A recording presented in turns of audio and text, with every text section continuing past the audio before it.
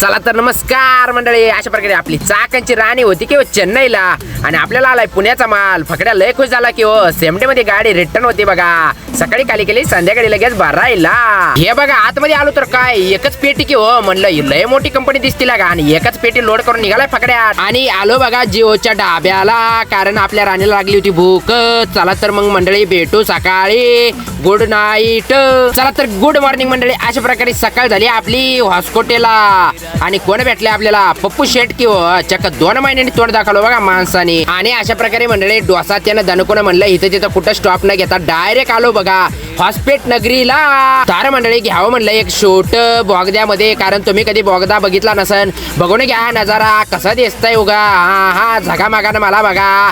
अशा प्रकारे बोगदा त्यानं पास करून आलो बघा मंडळी बाहेर. समोर आलो बघा मंडळी आलमट्टी बायपासला. तर आपल्याला कोण भेटलंय? चेन्नई रॉकेट की आणि बाळभाऊनी आणल्या होत्या घरून चपात्या वगैरे. तर मग काय वांग्याची भाजी डाळ घेतली, दिला बघा दाणका ठेवून. आणि हॉटेलवाला बघत होता माझ्याकडे काय शूट करतोय काय माहिती, असं विचार करत असेल. अशा प्रकारे आपण आलो होतो महाराष्ट्र बॉर्डर पास करून. तर आपल्याला कोण भेटलंय? संभाजीनगर गावची आणबान शान रवी शेट.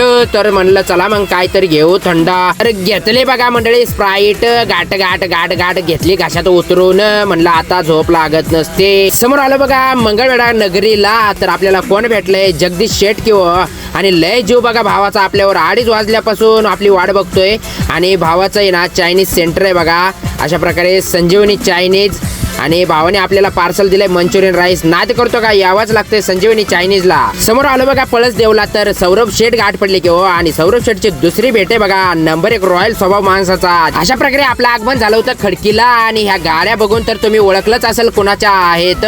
कमेंट करून नक्की सांगा.